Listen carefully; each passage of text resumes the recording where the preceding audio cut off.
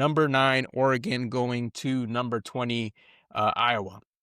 So these two teams, we've got the number 2 and the number 3 defense going up against each other, respectively, Oregon and Iowa.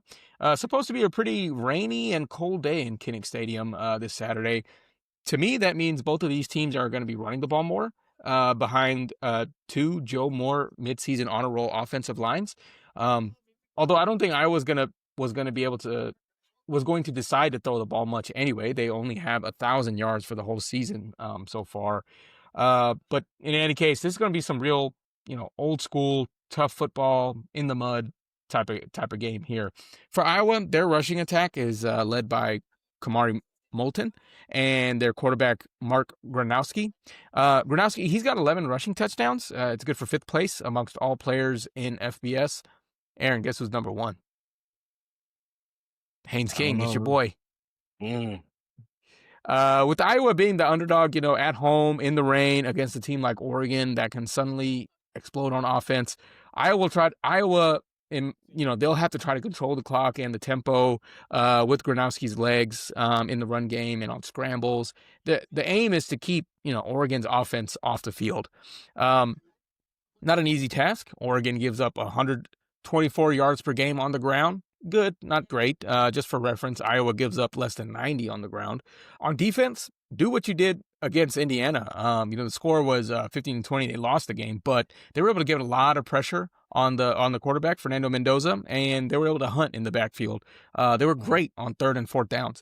They ultimately, lost the game, but they were able to keep one of the top offenses in the country within striking distance. So on the other side, Oregon, they live for explosive plays. My question is, what can Oregon do on offense to beat this, stingy team?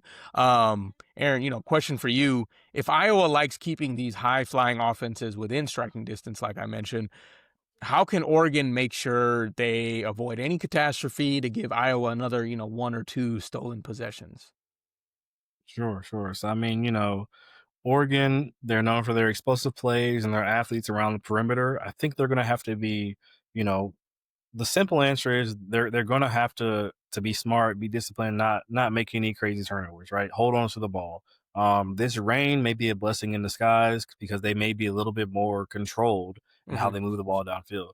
You're going to have to be comfortable with small games and things that are just going to move the chains. You may not get those big explosive plays that you're used to, but you just you gotta take what the defense gives you, which is probably going to be short things that are 3 or 4 yards in front of you. Gotcha. Okay. Mhm. I appreciate that.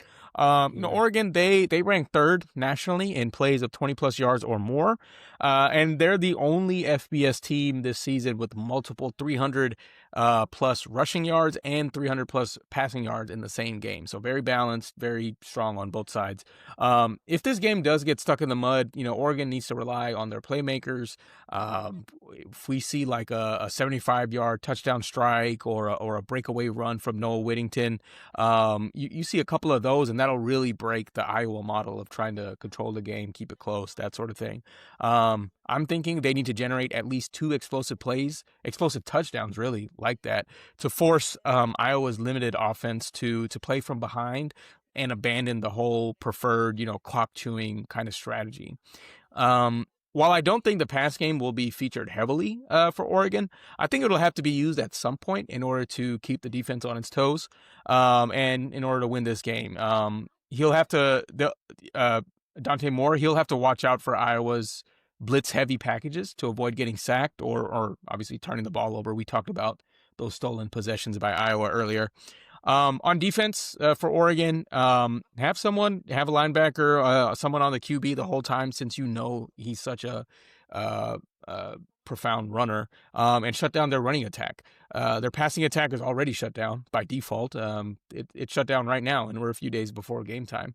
The rest of the defensive line, they've got to stuff Iowa's run game as well, and just force Gronowski into uncomfortable, I have to pass the ball situations, which we know he's not great at. At the end of the day, if Iowa can't run, they can't control the clock. So it's hard for me to choose a team that's so one-dimensional in Iowa, especially against a team that's so good on both sides of the ball and offense and defense, and also good at passing and rushing. But with the weather, I don't know. Something about the weather, it makes me favor Iowa. I think they'll be able to get the upset here. Mm, I know. I'm interesting. going I mean, crazy. yeah. Okay. No, I like the prediction.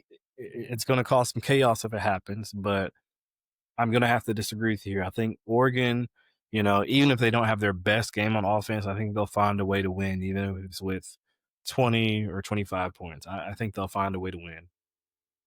Cool, cool. Yep. Well, guys, that is our predictions for the week. That is everything that we wanted to talk about. Appreciate you guys watching. Appreciate you guys subscribing. Thanks for making it to the end of the episode. We will see you guys Sunday, and we'll see who got more of these correct.